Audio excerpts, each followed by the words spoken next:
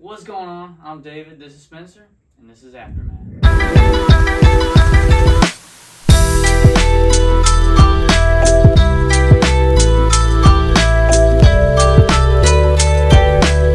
Welcome back to Aftermath, the sportscast where we cover the 912 area in football. We just got done with week one. It was a weekend of blowouts, if I say so myself. We did go to 3 games this weekend, Thursday, Friday, Saturday. And we do got a little bit to talk about. We're going to start off with a quick rundown of the games this week. A lot of them blowouts. Yeah, I was about to say it's going to be fast. So this should be pretty quickly. We'll start off with the Calvary Islands game. Final score of that 48-8. Any surprises? Not really. I'm not going to lie. I was surprised to see Islands scored in the first half. Yeah, I agree with you. It was like 35-8 at halftime. That caught me by surprise. But Islands does have a new quarterback in. So everybody who saw the previous 2 Islands videos on my channel, they do have a new quarterback in. It's the same quarterback from the last 2 seasons, but he missed the spring game and the scrimmage, so we'll see what he can do. I'm about to say we'll be out there this Thursday. Savannah Christian versus Hilton Head. Christian battled the Christians 49-0. Yeah, I was expecting that one, to be honest. Yeah. So that one didn't really catch me by surprise. I'm not surprised. I'm pretty sure we all thought it was gonna be a butt whooping. Johnson 0, McIntosh 26. I wish we could have saw this game. I think that Johnson played better than what this stats say. But we'll see them eventually at some point this season. Beach versus Bluffton. Bluffton won 41-6. On to the game that we thought was the best game this week. Savannah High versus Josie. We'll talk about it in a little bit. 26-28 Josie. That was the best game of the week. Best game of the week. This game came down to the last 2 minutes, and we'll dig a little bit deeper in that in a few minutes. BC versus Jenkins. BC 42-0 into the third. Didn't even get to the fourth quarter. Man, oh man. Jenkins disappointed me. They were doing a lot of talking over the summer, over the spring. Heading into this game, they told me that they were going to compete. They were looking to shock the city, the state, and they definitely shocked us. They did shock us. They shocked the city for sure, because nobody was expecting that outcome to happen for a second year in a row. But hey. Getting on to the next one. Savannah Country Day 48, Windsor 0.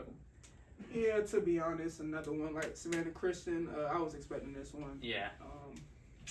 Yeah, this one didn't really Windsor had some bright moments, which we're going to dive into in just a second. But Savannah Country Day, they look good. I'm curious what they can do the rest of the season. Real quick, because beforehand, we didn't know if we were going to talk about these 3 schools just because they're not in GHSA. But we're going to give them some love just because they're in the city, they're in Savannah, and all 3 teams did have pretty impressive wins. So first up, we have St. Andrews. They beat Thomas Jefferson 34-0. We have another school, Memorial Day. Shout out my dog, Coach Taylor. He was our former coach at Islands back in, 2015 to 2017? Like, that was my dog, Coach Taylor. But they got a pretty big, impressive win, 61-16 against Palmetto Christian Academy. I'm not 100% sure on these stats, but I do know their quarterback over at Memorial Day, Tyler Kendall, threw for over 400 yards. He was like 29-32 or something like that. I think he had like 3 touchdowns. Their running back, I don't remember his name, but their running back had at least like 2 touchdowns, over 100 yards. Yeah. So Memorial Day looked real good. And then Bethesda, another team, they won 50-7 over Hilton Head Prep. I don't know much about Bethesda, so if you play for Bethesda, comment down below. Let me know. Like I said, if you have your stats, anything, stats, your new numbers, because I still don't know your numbers, just DM me, comment down below, DM Dougal, all that. So we can actually hop right into the first game, Thursday night game, Savannah Country Day, Windsor. Season opener. Yeah, so season opener, week 1, we had Country Day, Windsor. What was the final to that? 48-0. 48-0 Country Day. Like we talked about last week with Country Day when they played Islands in the scrimmage, kind of the same thing versus Windsor. I mean, Joshua Washington did his thing. Keith James did his thing. Running back, Hires Holland. He's pretty nice. The only thing about Country Day, I would say, their offensive line needs to just clean up the penalties. If they clean up their penalties in both games, like I said, they had 3 touchdowns called back in the first game and last game.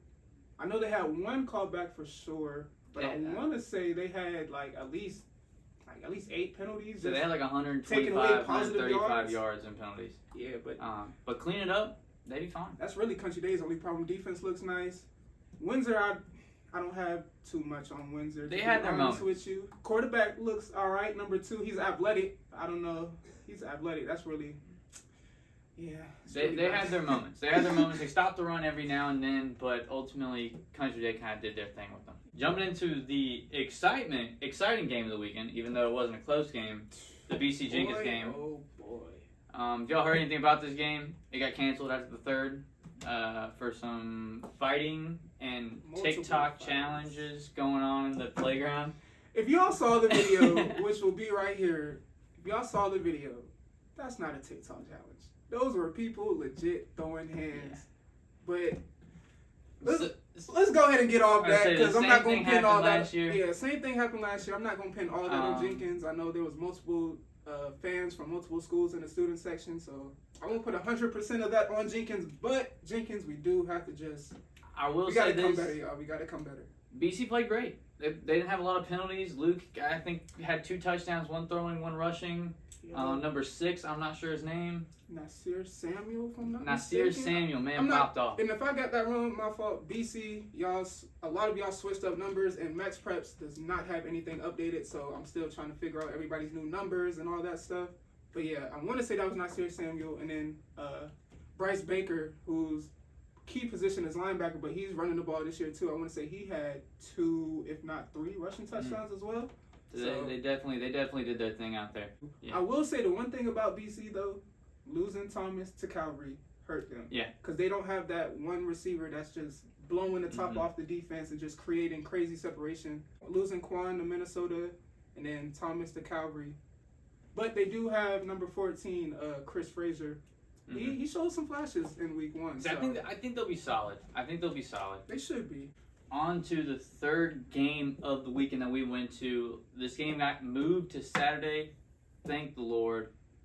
This was the closest game of the weekend. It was the best game of the week. Yeah. The entire week. Let's get into it. Savannah High, Josie. Final score on this was 28-26. 28-26. Came down to the last drive. Literally came down to like the last 20 seconds. Yeah. Well, Savannah High had multiple attempts to get this back. Oh my gosh, man! First, all right, let's just go ahead and break this game down real quick. Savannah High, man, offensive line needs work. The interior of the O-line did okay. It was the tackles and the outside blocking with the receivers that just were not holding blocks, and they just couldn't. They were just hurting them a lot. They couldn't hold the ball. They turned the ball over at least 4 or 5 times. 2 of them back-to-back drive, crucial moments. One of them was a pick 6. Was it a pick 6 or a scoop and score? I want to say it was a scoop and score. I think that one was a scoop and score where he scored. And then he threw a pick that went down to the 1 or 2 yard line. But Savannah High had multiple chances to win that game because every time Josie got into the red zone, Savannah High caused a turnover, got the ball, drove down the field to around the 30, and then return the ball over again. Yeah. So. And I will say, shout out to Stephen Fox, number 5. Oh my God. This man had 2 kickoff returns. 2 kick returns. A fumble, forced fumble towards the end. But yeah, number 5 for Savannah High was all over the field. Offense, defense, special teams. I'm about to say, you name it, he was there. Stephen Fox is definitely an underrated player to keep your eyes out for. 100%. That's somebody who I didn't even know much about, and he opened up my eyes. So I'm definitely going to have my eyes out for him this season. But this game shows special teams can lose you games. The same thing that got them 2 touchdowns, because 2 kickoff returns, they got 3 blocked kicks, which 3 extra points would have caused them to win. They lost by 2 points. That would have put them up by 1. And it wasn't the kicker. I don't think the kicker even got a chance to get a kickoff. I'm pretty sure every single one was pumped. I think he only had 1 kick. There was one time where he actually kicked the ball. The other 2, the defensive line just blew through and just destroyed the O-line. One last question before we wrap this up. Mm-hmm. We asked this on the Thursday episode. He could not give me an answer, so we said we would go back to it. Is BC going to 3-peat? Now, they played against Jenkins. Now, we didn't get to see them against any real good competition, but they looked good. They didn't have penalties. They protected the ball. I don't think they had a single turnover.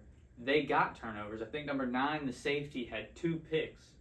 Antonio Hansen, man, I believe is his name. Yeah. Number 9 had 2 interceptions. They had a fumble recovery, a block punt. They played every single side of the football good.